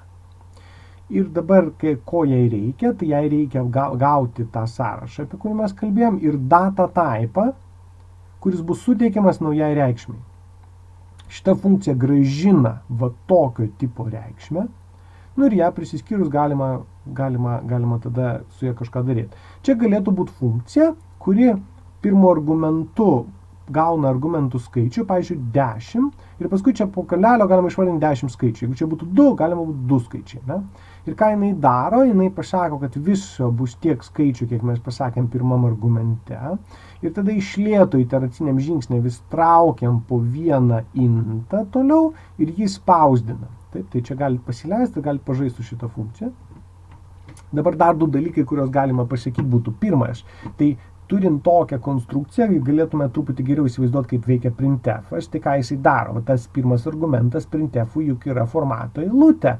Tai ką jisai daro? Jisai skaito tą formato eilutę ir tada, kai aptinka procentą ir supranta, kad kažkas tokio turi būti, jisai traukia tą sekančią reikšmę iš dvitaškio. Nu ir čia kažką su ją daro, gal ten konvertuoja iš vienos sistemos, gal kažkokį formatą gamina, nu ir tada ten siunčia į ekraną arba kažkur kitur. Taip, tai, reiškia, turėtumėte iš esmės jau galėt įsivaizduoti bent teoriškai, kaip būtų galima parašyti savo printf'ą. O kitas pamąstymas yra čia lyg yra labai keistas daiktas, nes mes esame įpratę, kad funkcijų aprašuose mes rašom tipą ir vardą, taip? O čia lyg yra kreipinys, tai čia turėtų būti ne parametrai formalūs, bet argumentai, taip, tai yra faktiniai argumentai. Bet čia yra data typas. Tai aš atkreipiu dėmesį, dėl ko aš ir sakiau, kad šitas lyg ir turėtų būti įgyvendintas kaip makrosas, dėl to, kad mintis yra kokia. Reiškia, čia yra, juk tie visi argumentai yra sudedami į atmintį iš eilės, vienas po kito. Ir jeigu mes pasakom, kad čia yra kažkoks tai argumentų sąrašas, tai kas yra padaroma, iš tikrųjų rodikliai yra nukreipiama į atitinkamą vietą. Ir dažniausiai yra nukreipiama tiesiog į tą vietą, kur bus baigtas va šitas argumentas, tai tą galima pažiūrėti, galima pasiimti šito argumento adresą, pridėti tiek baitų, kiek užima va šitas data typas ir tarsi strėlė rodys į kablelį. Tai yra, aš aišku, populistiškai šnekau, kad ten į kablelio atmintį niekas nesaugo. Tai vizualiai tik tai galim įsivertinti. Ir tada va šitas kreipinys ką daro? Jisai sako, kad tas sąrašas tai buvo šita va rodiklytė, kuri buvo, o šitas intas man apibrėžia ne ką kitą, kaip kiek baitų reikia pasiimti iš tos toliau esančios reikšmės ir kokį tipą suteikti. Tai čia yra size of intas gyvens, kai aš norėsiu nuspręsti, kokio dydžio imamas daiktas, o intas pats savaime gyvens, kai aš noriu šitiem baitams suteikti kažkokį data typą. Ir tada aš žinau, iš kur imti, kiek baitų imti, kokį tipą suteikti ir galiu visą šitą užrašyti į jį. Tai čia, jeigu VARG yra ne kas kita kaip makrosas, o čia yra parametrai, nu tai tą galima parašyti čia šitoj vietoj. Lygiai taip pat, kaip jeigu daugtaškis, nu tai yra ten kažkoks tai daiktas, kurį aš baisiai čia parašiau, nu tai aš galiu parašyti makrosą, kuris daugtaškį replaceina į ten kažką kitą. Ir taip toliau. Tai reiškia, kitaip tariant, čia yra žaidimas su tekstu, tai yra nėra taip, kad si kalba pati dvitaškį duoda arba va tokias va funkcijas. Taip, tai yra čia tiesiog iliustracija irgi kartu geriau suprantant, ką mūsų galina padaryti visokie makrosai ir visi kiti dalykai. Taip, judame į priekį. Dabar mintis yra ta, kad mes jau esam susidūrę su asertais, taip, tai čia tik tai priminimas, mes sakėm, kad mes jį naudosim vienetų testam, tai tas turėtų nestebinti, kad jeigu aš turiu kažkokią funkciją ir darau prielaidą, kad čia intas negali būti lygus 0, tai gerai idėja įkišti asertą ir tada šitoje vietoje nukrešinsiu ir matysiu, kad gavau kažką blogo. Tai jeigu mes jau nenorim daryti validacijos, tai gal gerkim save ir tada įdėkim asertą, kuris tiesiog vis dėlto pasižiūrėtų, ar čia yra ar nėra. Taip, tai yra, jeigu mes ten, galim ifą kažkokį įdėti, bet tada neaišku, ką daryti kitu atveju, taip, o jeigu ifo nėra, tai sakom, lūžkim, gerai, tai būti negali iš principo. Ir šitą pavyzdį žiūrint, aišku, reikėtų suprasti, kas čia darosi. Tai čia būtų pavyzdėlis, sakom, A lygu 10, B ir C niekur nerodo, B nusikreipia į A, taip, o C vis dar niekur nerodo. Ir jeigu mes bandom printinti, tai B suveiks ir atprintins 10, aišku, o C nukrešins dėl to, kad C bus 0 ir šita išraiška bus nebeišpildyta. Taip, judame priekį. Tada yra dvi bibliotekos, kurios yra susijusios su visokiom konstantom, kurios yra susijusios su egzistuojančiais duomenų tipais būtent tam kompiliatoriui. Tai yra, čia esmė yra ne tame, kad šitie tipai būtų standartizuoti visiems kompiliatoriams, taip, tai yra kiekvienas kompiliatorius gali turėti skirtingas reikšmes. Ir čia yra vardai makrosų, kurie yra apibrėžti, tas limits h tipiškai apibrėžia integralių tipų, tai reiškia ten čaro, longo, šorto ir taip toliau rėžius, taip, ir čia galima pamatyti, pavyzdžiui, minimali reikšmė, maksimali reikšmė, minimali reikšmė, maksimali reikšmė, taip, ir taip toliau. O unsigned, aišku, minimali reikšmė yra 0, tai nereikia minimumo, yra tik tai maksimumas. Ir čia yra pavyzdinės reikšmės, kurios galėtų būti. Tai jeigu mes norim rašyti pernešamą programą, tai aišku, mes naudojam ne skaičius, o naudojam tai, kas čia uždefininta. Dabar analogiškai visiškai yra slankaus kablelio skaičiams dalykai ir jie yra apibrėžti float h. Tai čia yra visas ploštelis jų, tai yra floatam ir doublam. Ir čia galima įsivertinti. Reiškia, mes sakėm, kad flautai lyg ir saugomi kaip trumpmeninė dalis ir laipsnis. Tai atskirai yra minimalus ir maksimalus laipsnis, kurį galima gauti tiek vienam, tiek kitam taipui. Ir tada yra minimalus ir maksimalus skaičius, kurį galima gauti. Taip. Tada yra, kiek skaitmenų galima gauti, taip, tai yra koks yra tikslumas. Ir tada mintis yra ta, kad yra tas epsilon, kuris yra apibrėžtas, tai yra pats mažiausias iksiukas toks, kuris yra matomas šito data typo. Tai yra, pavyzdžiui, jeigu mes turim, nežinau, vieną skaičių po kablelio, bandysim pridėti 1 milijoninę dalį, tai aišku, nieks nepasikeis, bet jeigu bandysim 1/10 pridėti, tai mes jau pamatysim. Tai tas mažiausias iksiukas, tai yra 0,0000000 ir kažkur tai bus vienetas. Taip? Tai dažnai, jeigu mes norim lyginti realius skaičius, tai gera idėja yra naudoti šitom konstantom. Ir kai aš sakau šitą konstantą, tai aš turiu neklausti, ar A minus B ir absoliuti reikšmė yra mažesnė už šitą, bet šitą reikšmę padauginti iš kažko, tai atsižvelgiant į programos sudėtingumą, pavyzdžiui, 1000 tokių epsilonų. Taip, arba ten 100, arba 10 000. Ir tada tas epsilonukas yra labai labai mažas, o tas mano skaičius užtikrina, kad tos paklaidos neviršys to dalyko. Taip, ir tada aš galiu tikrai apytiksliai skaičiuodamas sugebėti išsiversti. Taip. Tai čia yra visas pluoštas ten tų konstantų visokių, tai čia gali detaliai persiskaityti, čia yra trumpas aprašas, jeigu norit skaityti detaliau, tai tada jau reikėtų gilintis ir tada pavyzdžius visokius bandytis, taip, ir atsispausdinti juos savo pačių programoje, taip ir įsitikinti, kad ten yra tas, kas yra, bet bendru atveju, žodžiu, šitie makrošai gali labai daug pasakyti apie konkrečius data typus, kurie yra naudojami. Ir dažniausiai C kalbos kompiliatorius neprivalo, bet dažniausiai jisai palaiko tą IEEE 754, berods ar koks ten standartas buvo, kuriame apibrėžti ten ties lankaus kablelio formatai. Ir tada, reiškia, tos reikšmės būna daugiau ar mažiau prognozuojamos, tai reiškia, ten floatas 4 baitai, doublas 8 ir taip toliau. Taip? Judame prieki. Dabar yra bibliotekėlė, kuri leidžia tikrinti simbolių savybės ir ne tik tai, kad patikrinti, bet dar ir konvertuoti iš mažosios raidės didžiai ir atvirkščiai. Ir tada mintis yra ta, kad jeigu jūs save pagaunate, kad jūs patys rašote ifą ten, ar jūsų simbolis C yra daugiau už A, ar ten jis daugiau mažiau už Z ir taip toliau, tai tiesiog reiškia, kad jūs šitos bibliotekos nežinot, tai yra reiktų tiesiog pasakyti koks nors ten, reiškia, kad tai yra isupper, taip, arba ten, kad tai yra, nežinau, isdigit ir viskas, ir toliau neturėtų reikėti spręsti to klausimo, taip. Nereikėtų rašyti, nežinau, islower ar isupper ar isdigit. Tai yra tiesiog čia viskas susakyta, taip yra isalnum, isalfa ir taip toliau. Na, tai idėja yra, kad naudokime, neišradinėkim dviračių ir naudokime tomis priemonėmis, kurios mums yra parūpintos. Tada yra bibliotekėlė, kuriai siūlau skirti laiko, dėl to, kad C kalboj eilutės yra specifinis gyvūnas toksai, kuris daugam nepatinka. Pavyzdžiui, C++ yra stringas, kuris yra objektinis, ir mes tarsi tada įsivaizduojam, kaip su jom dirbti, ir kitose kalbose irgi yra paprastesni dalykai. O C kalboje yra sunkiau, dėl to, kad C kalboje eilučių nėra faktiškai, yra tik tai rodyklės ir rodyklės į ką, į blokus atminti, kitaip tariant, yra simbolių masyvai. Ir tada mintis ta, kad norint dirbti su tom eilutėm, reikia suprasti rodyklės ir suprasti tos masyvus. Tai darbą su eilutėmis galima ir interpretuoti tada kaip priemonę lavinti tą savo galvojimą apie atmintį. Ir tai yra C kalbos esmė, taip, dėl to, kad jinai yra arti tų visų atminties mechanizmų, apie daug ką reikia pagalvoti, suprasti, kas ten su adresais atsitinka.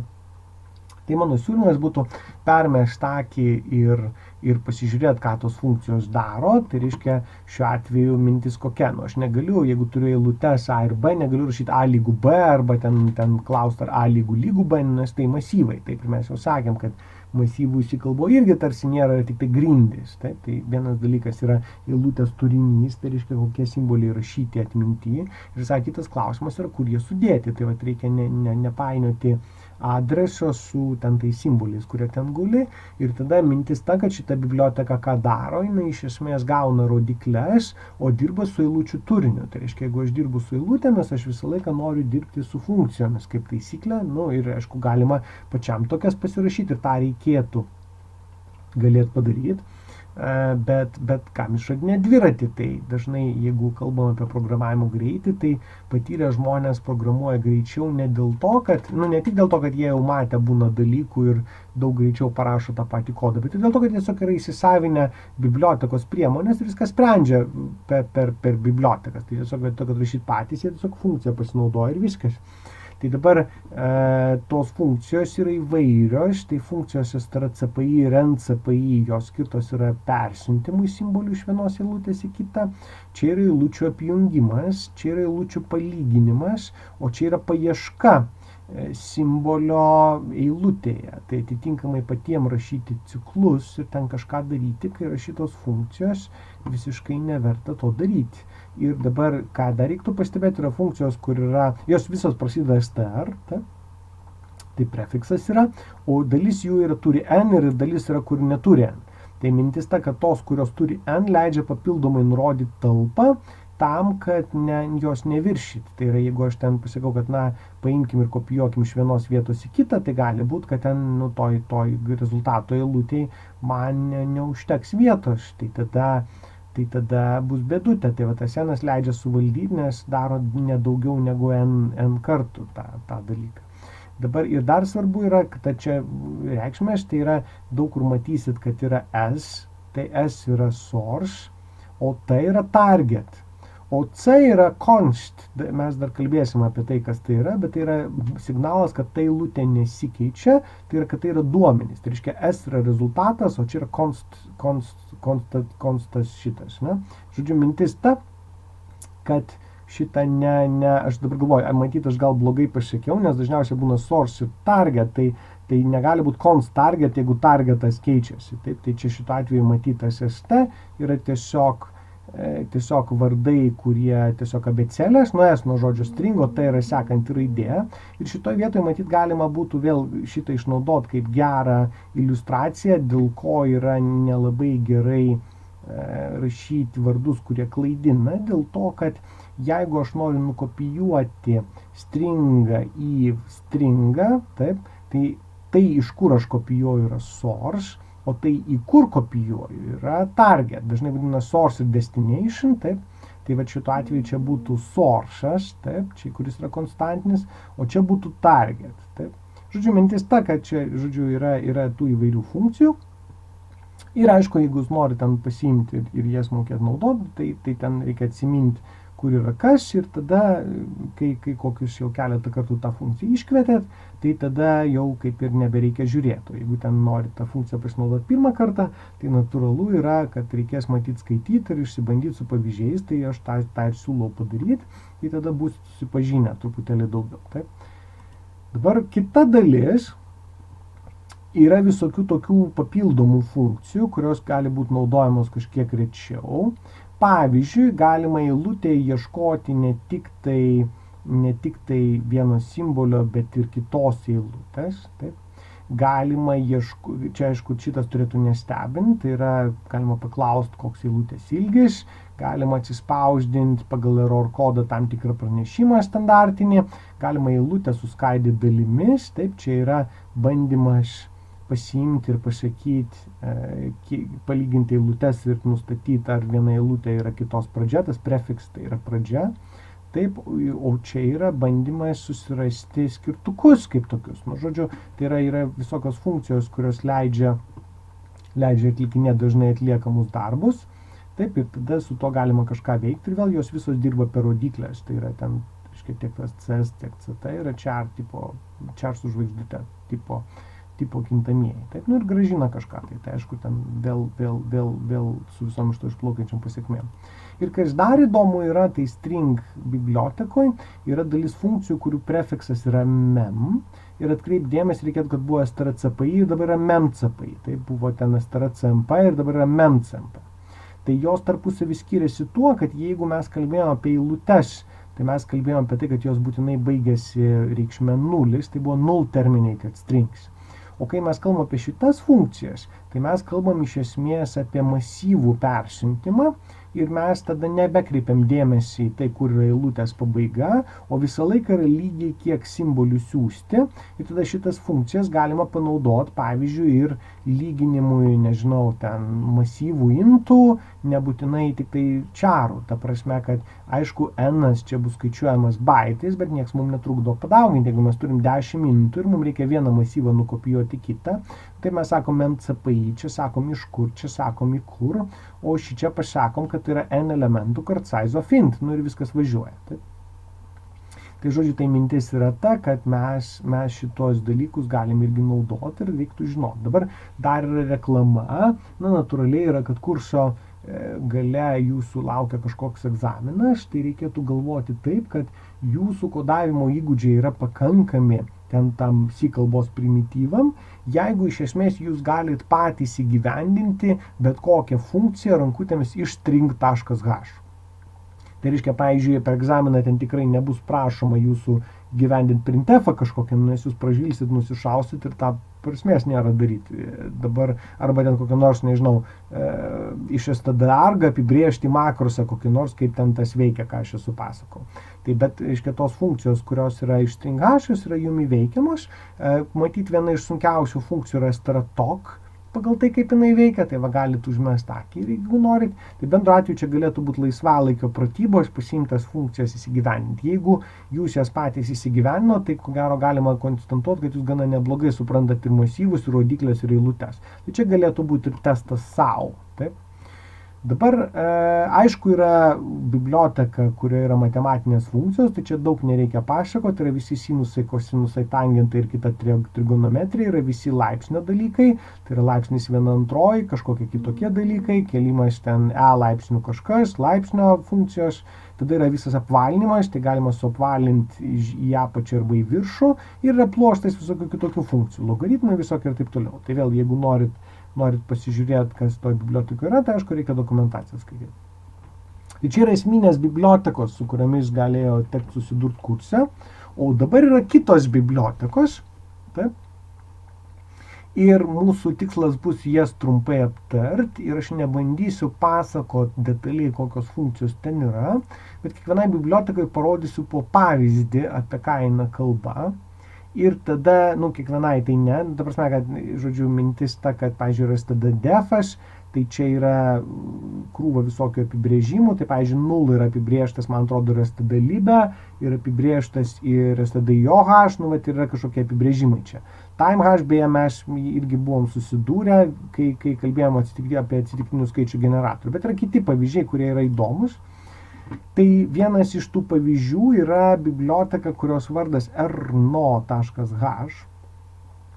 Ir problemėlė yra štai kokia. Reiškia, kartais būna taip, kad mes, kai rašom kodą savo kažkokią, mums reikia pagalvoti dažnai apie situacijas, o kas bus, jeigu bus. Ir dažnai, jeigu kažkas nutinka ne taip, kaip mes norim, ten kokią nors C++, tai mes turim exceptions, o C kalboje mes neturim. Ir tada, kas atsitinka, yra visokie klaidų kodai, kurie įlenda į funkcijų prototipus. Ir tada gaunasi, kad mūsų ta programa tampa labai griozdiška tokia. Mes matom, kad ten yra krūva visokios bereikalingos informacijos, kuri gal bus reikalinga tik tai tuo atveju, jeigu kažkas yra ne taip, kaip turėtų būti.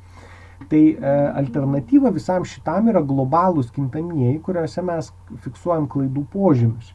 Tai reiškia, kitaip tariant, kaip reiktų galvoti, kad jeigu kažkas įvyksta ne taip, tai tada mes turėtumėm galėti aptikti, kad buvo kažkokia tai klaida, o kokia būtent buvo klaida. Mes tada, jeigu norim pasižiūrėti, nueinam į tą vietą, kur yra klaidos kodas ir pagal klaidos kodą nusprendžiam, kas tai yra.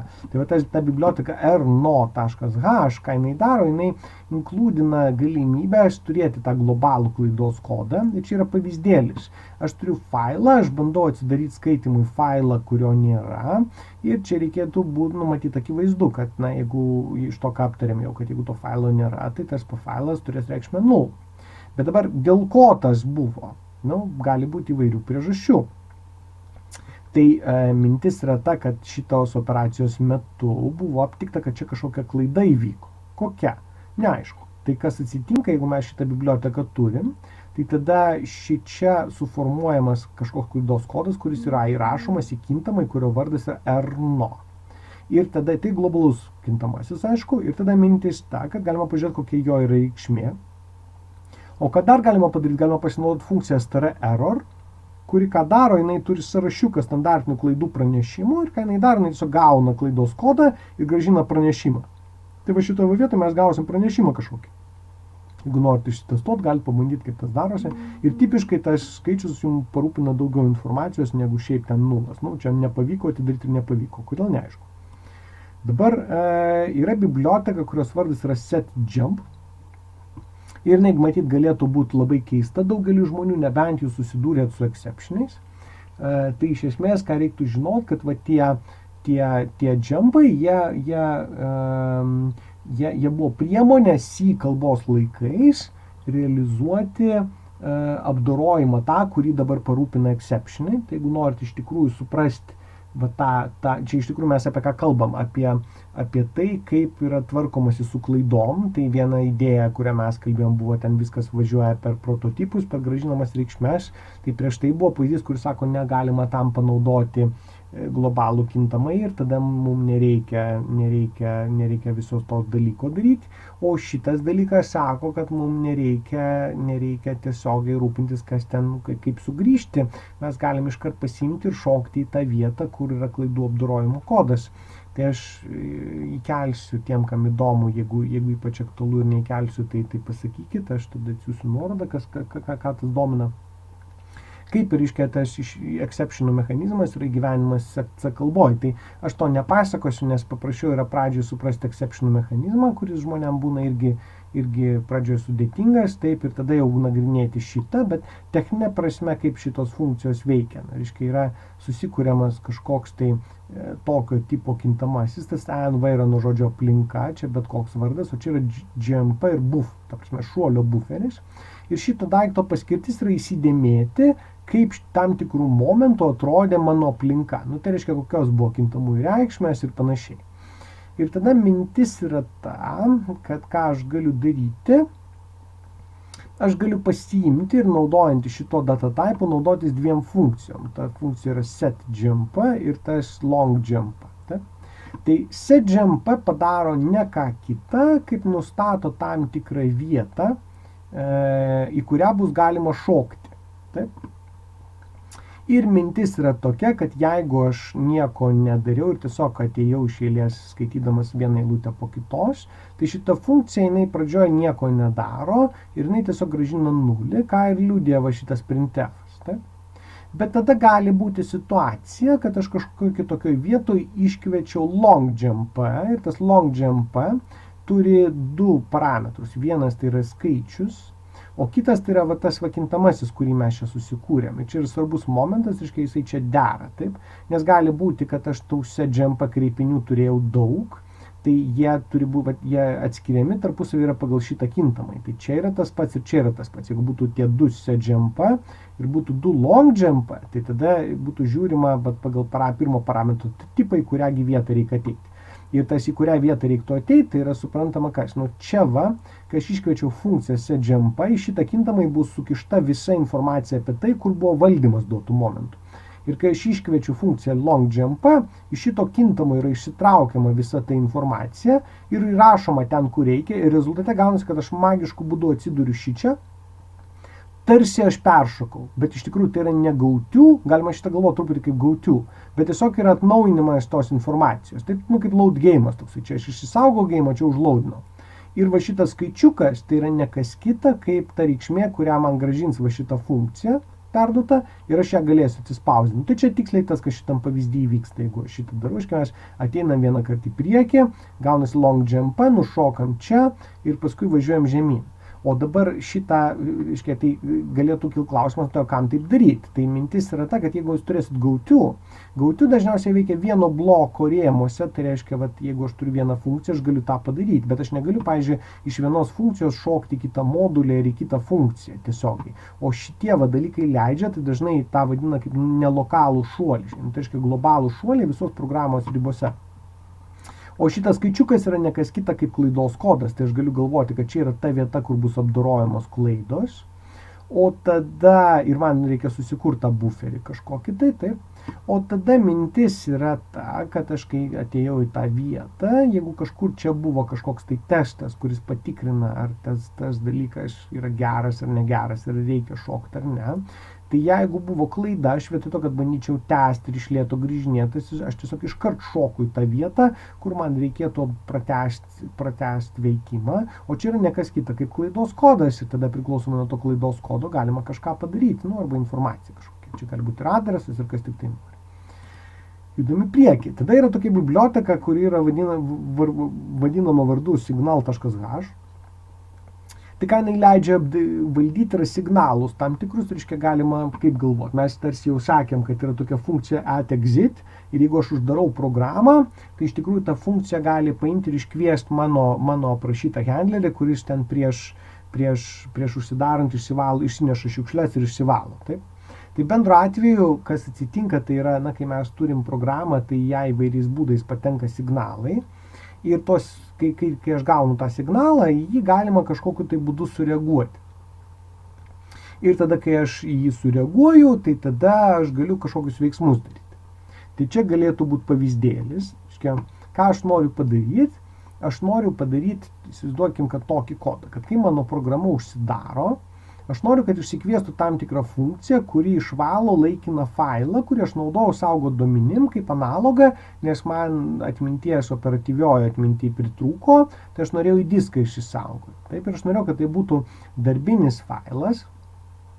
Tai dabar mintis ta yra, kad reiškia, aš galiu susikurti kažkokio laikino failo vardą, taip čia eilutė, čia kažkoks ilgis, taip. Tada galiu pasakyti, kad bus tokia funkcija, kuri gaus ten kažkokį skaičių, tas šito atveju nelabai svarbu ir kas atsitiks, tai mes, kai tą funkciją paleisim, tai ten jinai atspausdins, kad mes baigiam programą, išmes ten kažką tai, ir tada čia kažkas tai bus. Ta? Dabar yra niuansas, reiškia, mes pasileidžiam mainą, taip, ir tada ką mes darom, mes, reiškia, čia turim signalo apdorojimo pavyzdėlį. Taip, dabar mintis yra, kad jeigu aš turiu funkciją signal, tai aš galiu nustatyti, kokio signalo atveju man reikia daryti. Tai kreipinys į funkciją signal daro štai ką. Jinai sako, kad kai bus signalas toksai, o čia yra ne kas kita kaip makrosas, kuris sako signo žodžio signal, o termino žodžio terminiai. Tai reiškia, kada programa gaus signalą, kad ją reikia nutraukti. Reikia iškviesti šitą funkciją. Dabar kas čia yra? Čia aišku yra rodikliai funkcija. Dabar lygiai taip pat yra makrosas, kuris yra apibrėžtas taip. Tai tas signal, brūkšnelis apačioje ign, reiškia signal ignore. Tai reiškia, kad kai toks signalas atsitinka, nieko nereikia daryti. Tai yra čia handleris, kuris nieko nedaro. Dabar ta funkcija signal daro štai ką. Jinai truputį kaip realukas. Jinai pasiima signalą kažkokį tai, užsetina naują handlerį ir grąžina seną handlerį. Tai tą seną handlerį verta išsaugoti, dėl to, kad aš laikinai noriu pakeisti signalo apdorojimą, paskui atstatyti gal. Tai šito atveju čia yra prototipas funkcijos, kuri yra naudojama signalo apdorojimui, jinai yra tokia, pagal apibrėžimą. Tai tas param reikalingas ne dėl to, kad čia man jis buvo reikalingas savo programos viduje, bet dėl to, kad taip yra apibrėžta, kad man norisi, kad tie signalų apdorotojai galėtų kažkokį parametrą gauti. Ir tas parametras vėl gali reikšti kažką, tai kodas kažkoks, tai ten, nežinau, kažkoks adresas, kur reikia pasižiūrėti, kaip duomenys atrodo. O čia yra rodikliai funkcija. Tas previous function yra funkcija, kuri prieš tai buvo naudojama šito signalo apdorojimui. Tai mes pasiimam, užsistatom savo terminate kaip naują apdorotoją, o seną išsaugom čia. Ir kai mes išsaugom seną, mes daug kas su juo galim daryti. Pavyzdžiui, mes galim paklausti, ar ta prieš tai būsi funkcija sakė, kad reikia pabaigos signalą ignoruoti. Jeigu taip, tai mes gal ir dabar ignoruokim. Čia pavyzdėlis tiesiog, ką galima parašyti. Taip? Ir kas yra tas iš tikrųjų signal ignore. Taip? Tai yra iš tikrųjų tiesiog kažkokia konstanta, kur yra rodikliai funkcija, kuri nieko nedaro. Ir tada mes galim ką daryti? Mes galim sakyti, kad pasiimkim, susigeneruokim kažkokį tai laikiną failo vardą. Taip, tas šito atveju įvyksta šičia, ten kažkas atsitinka, taip toliau. Ir, reiškia, čia kažkoks kodas, kuris veikia, taip toliau panašiai, ir dabar baigiam programą. Ir tada, kai baigiam programą, išsikviečia signalas terminate, ir mes čia kažką padarom, ištrinam tą failą, kuris čia buvo panaudotas. Taip? Tai, žodžiu, tai bendru atveju tų signalų yra daugiau. Kam įdomu, vėl pasižiūrėkit, bet mintis tai yra, kad svarbus momentas, kad mano programa nebūtinai turi vykdyti viską pažingsniui, taip kaip aš prašiau, bet gali ir iš išorės gauti kažkokius tai dalykus, į kuriuos galima sureaguoti. Tai ten kokie nors, kai dabar rašom visokias aplikacijas, kas ten būna, kai aš mygtuką paspaudžiu, arba kas ten būna, kai kažkas tai vyksta, nežinau, ten pelytę kažką padaro, ten, žinau, aš paskrolinu, kažkur langą uždarau, tai visa šitas yra realizuojama panašiais principais, tai reiškia tiesiog yra sugeneruojamas tam tikras požymis, kuris sukelia tam tikras pasiekmes ir tada kažkoks tai kodas įsivykdo natūraliai. Taip, tai šį kalboje to užuomazgos irgi yra ir tą verta turėti omeny. Dabar, kas dar šį kalboje yra, tai galimybė dirbti su lokalėmis. Ir čia yra vienas pavyzdys, kuris rodo papildomą funkcionalumą to, ką mes jau kalbėjom apie TimeHash, rodo, kaip tos lokalės veikia. Tai, reiškia, yra visas pluoštas visokių taipų ir kintamųjų, tai reiškia, tas TimeT yra šiuo atveju kintamasis, kurio paskirtis yra tiesiog turėti savo viduje kažkokį tai skaičių, kuris tipiškai saugosi kaip kiek ten kažkokių tiksėjimų praėjo nuo fiksuoto labai labai seno laiko. Taip, tada yra struktūra, kur galima tokio tipo kintamai pasiimti ir iš tikrųjų pasižiūrėti, kad gauti net ten milijardai kažkokie tai, o paimti ir pasižiūrėti, kiek ten metų buvo, kiek dienų buvo ir panašiai. Čia yra tiesiog tekstinė eilutė kol kas. Ir pagrindinė mintis yra, kad jeigu aš noriu dirbti lokalėmis, tai man reikia tokios rodiklės. Čia yra lokalių konversijos, jeigu aš gerai atsimenu, kaip šitas išsišifruoja dalykas. Taip. Ir tada galima kažką daryti. Tai standartiškai yra naudojama C kalbos lokalė, bet ją galima pakeisti kažką tai kitą. Taip, ir čia yra pavyzdėlis, kaip tą padaryti. Reiškia, mes galim pasiimti, paklausti, koks yra dabar laikas. Ir aš primenu, kad ta laiko reikšmė kažką tai gražindavo, mes sakydavom time null, o šituo atveju mes sakom ne null, paduodam adresą, paduodam to daikto, į kurį čia reikia kažką įrašyti. O tada mes, jeigu jau jo viduj turim laiką kažkokį, tai mes galim paimti ir užsipildyti tą time info struktūrą, kviečiant funkciją local time ir jos viduje kažkas atsiduria.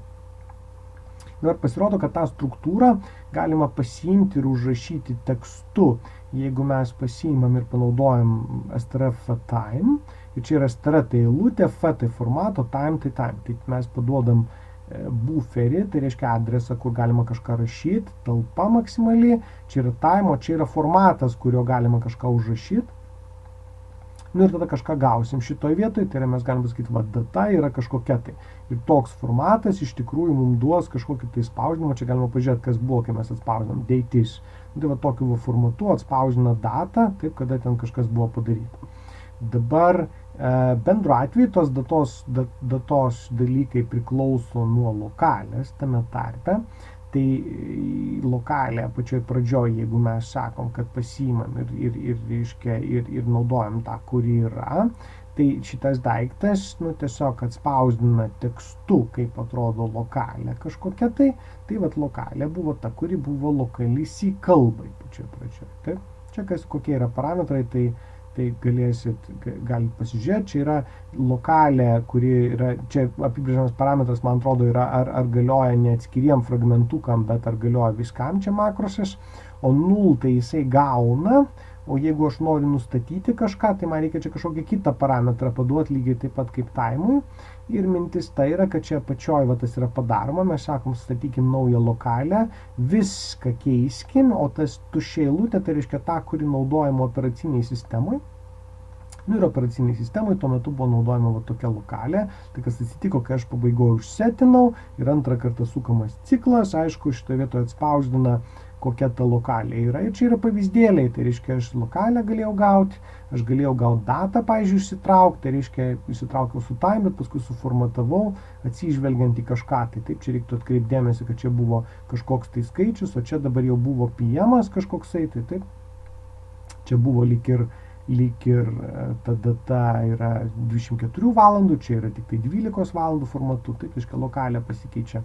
Nu ir reiškia jeigu pasimsim tą aplinkos dalyką, tai ten viduje yra saugojami visokie pažymėjimai, kad galima būtų formatuoti savo programą atsižvelgiant į lokalę. Tai pavyzdžiui, jeigu aš turiu rašau programą, kur man reikia dolerius rodyti, tai reiškia, gal man svarbus yra valiutos simbolis. Tai tas šitos struktūros viduje yra laukas, kuris vadinasi currency symbol, ir galima išsitraukti, koks jisai yra, reiškia, čia C kalboje jo nebuvo išvis, jeigu mes žiūrim, kokie yra tam kompe tuo momentu lokalė, tai jinai yra tokia, kuri sako, datą reikia spausdinti tokiu formatu, šitas spausdinti tokiu formatu. Tai šitas tarsi įgalina programas adaptuoti prie lokalių kažkokių parametrų ir truputį vėl iliustruoja, kaip yra bendraujama su operacinė sistema. Taip, nes natūralu yra, kad šitą informaciją gauti, tai man reikia akivaizdžiai pasižiūrėti, kokį laiką rodo operacinė sistema. Šitie dalykai, tai yra visi tie regioniniai nustatymai, tai jie irgi yra redaguojami operaciniai sistemai. Tai C kalba šituo atveju tais dalykais leidžia naudotis. Tai va tiek, mes trumpai aptariam, aš darau prielaidą, kad tas truputį praplėtė akiratį. Tikslas nėra mokėti ten tų funkcijų prototipus, tai tiesiog yra savaime įprasta praktika. Natūralu yra, kad jeigu mes suprantam, kad mums reikia rašyti kažkokią programą, tai mes nelaikom tų dalykų galvoj toj vietoje, o nueinam į tą vietą, kur reikia paskaityti ir greit įsisavinam. Taip? Tai ir gilinkime šituo atveju ir laikykime tos filosofijos, kurią siūlo C kalbos kūrėjai. Tai reiškia, C kalbos, ta pati kalba yra nedidelė, mes tada bandom išmok pačią kalbą, o tų funkcijų visokių, kurios kažką daro, gali būti labai daug. Tai tiesiog, jeigu tos funkcijos reikia, tai ką darai, nueini į dokumentaciją, paskaitai, kokie yra parametrai, ką jie daro, pasiimi tą funkciją, gal truputį pasitestuoji ir naudoji, nes jinai daro tą, ką reikia. Taip, tai, žodžiu, vertybė yra greitai išmokti skaityti funkcijų prototipus, išmokti iškviesti, suprasti, kokie yra data typai, kaip perduoti parametrą, ką daro vienas ar kitas dalykas, ir tada staiga pasimato, kad programuoti būna lengviau. Tai šiandien tiek.